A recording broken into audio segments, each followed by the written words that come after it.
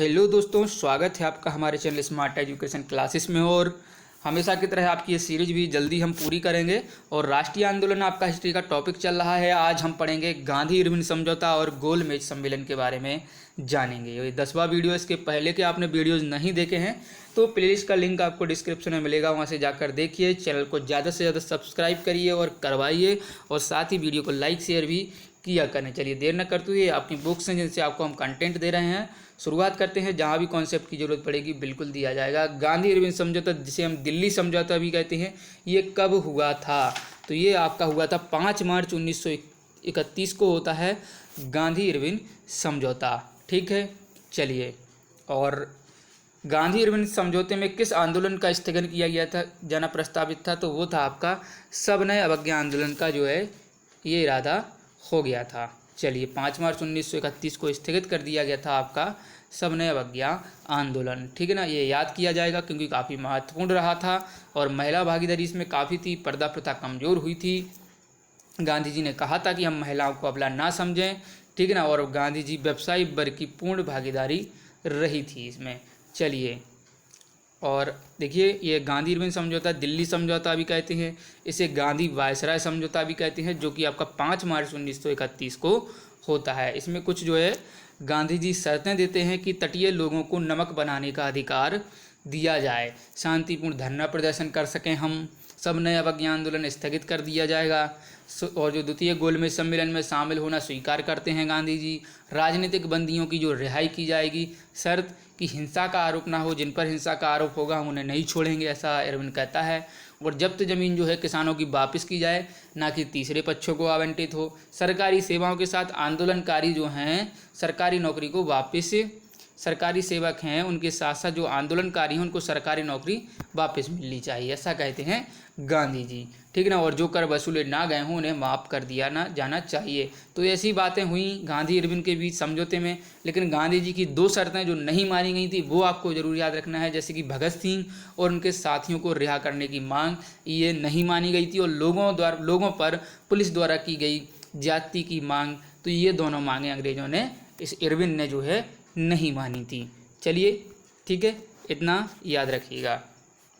और आपके 2 हैं, एक सप्रू और जयकर। ठीक है ना, सप्रू और जयकर जो ये 2 बंदे जैसे हैं जो अंग्रेजों के क्या हैं, बिल्कुल कुछ भी काम हो, जैसे वो बोलते हैं ना मीडिएटर, तो मीडिएटर का काम करते थे ये। मतलब भारतीयों से कोई बात करानी है तो ये जाएंगे, उन्हें मनाएंगे और अंग्रेज़ों से बात कराएंगे। तो इनका इसमें पूरा रोल था। और चलिए, भारतीय राष्ट्रीय कांग्रेस के प्रतिनिधि किस गोलमेज सम्मेलन में शामिल हुए थे? तो वो था आपका द्वितीय गोलमेज सम्मेलन। पहले और तीसरे में ये नहीं हुए थे। द्वितीय गोलमेज सम्मेलन में भाग लेने के लिए महात्मा गांधी बम्बई से लंदन किस जहाज से गए थे? SS राजपूताना जहाज से गए थे, काफ़ी इंपॉर्टेंट है। उस जलाशय या जलयान से गए थे और वे लंदन में किंग्सले हॉल में ठहरे थे। ये दोनों ही क्वेश्चन काफ़ी इंपॉर्टेंट हैं। और द्वितीय गोलमेज सम्मेलन में कांग्रेस का प्रतिनिधित्व किसने किया था? तो महात्मा गांधी ने। और लंदन में प्रथम गोलमेज सम्मेलन में किस भारतीय नेता ने भाग लिया था? तो वो थे मौलाना मोहम्मद अली। ये गए थे आपके प्रथम में। ठीक है ना, ऐसा ये नहीं कि केवल यही गए हों, और कई भी गए थे, जैसे आपके अंबेडकर जी हैं, ये तीनों में ही गए थे।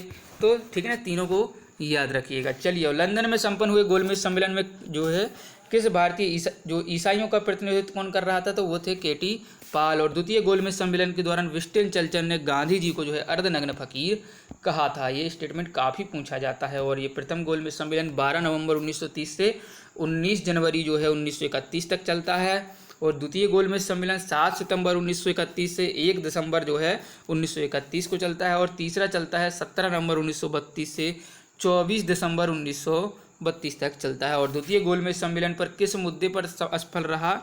ठीक है ना, किस मुद्दे पर असफल रहा था? तो वो था सांप्रदायिक प्रतिनिधित्व। और गांधी जी नाराज होकर वापस आते हैं। और वर्ष 1931 में भारतीय राष्ट्रीय कांग्रेस की कराची अधिवेशन के लिए किसने मूल अधिकारों तथा आर्थिक कार्यक्रम पर संकल्प प्रारूप किया था? तो वो थे पंडित जवाहरलाल नेहरू जी। और किस भारतीय ने कौन सा भारतीय था नेता जिसने तीनों गोलमेज सम्मेलनों में भाग लिया था? तो वो थे डॉक्टर भीमराव अंबेडकर। और गांधी इरविन समझौते के हस्ताक्षरित होने में तेज बहादुर सप्रू ने जो है महत्वपूर्ण भूमिका निभाई थी। तेज बहादुर सप्रू थे, वो एक थे जयकर। और गांधी इरविन तथा गांधी को दो महात्मा, मोस्ट इंपोर्टेंट है, किसने कहा था, तो वो कहा था आपके सरोजनी नायडू ने। और गांधी इरविन समझौते को कांग्रेस के किस अधिवेशन में स्वीकार किया गया था, तो वो था आपका कराची का अधिवेशन 1931 वाला।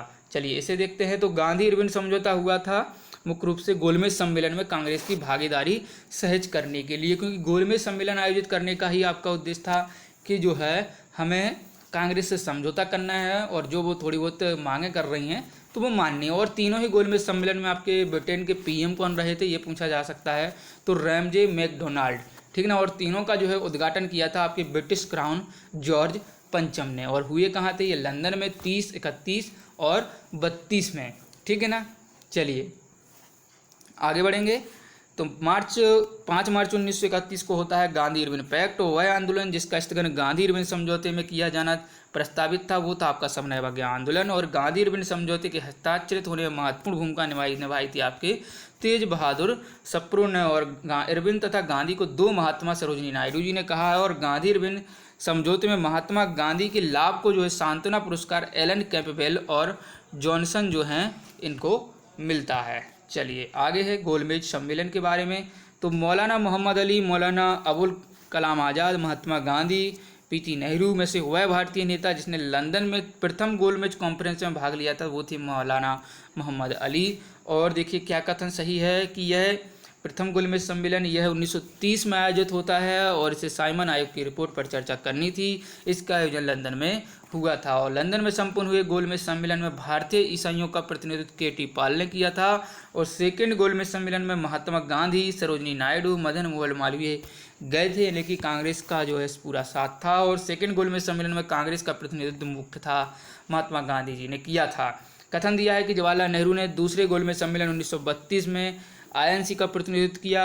और दूसरा है कारण कि गांधी इरविन समझौते 1931 में भारतीय राष्ट्रीय कांग्रेस का दूसरे गोलमेज सम्मेलन में भाग लेना अंतर्निहित था। तो ये तो गलत है क्योंकि जो है इसका प्रतिनिधित्व गांधी जी करते हैं, लेकिन जो है आर दिया है वो सही दिया गया है। चलिए महात्मा गांधी जब सेकंड गोलमेज सभा में भाग लेने गए तो कहाँ ठहरे थे, तो किंग्सले हॉल में ठहरे थे। और जहाज कौन सा था, तो वो था आपका SS राजपूताना जहाज था। और महात्मा गांधी 1931 में खाली हाथ जो है भारत लौटे थे, वो लंदन से। और सेकंड गोलमेज सम्मेलन जिस प्रश्न पर असफल रहा था वो था सांप्रदायिक प्रतिनिधित्व। और उस भारतीय का नाम जो तीनों सम्मेलनों में गया था तो वो थे आपके भीमराव अंबेडकर।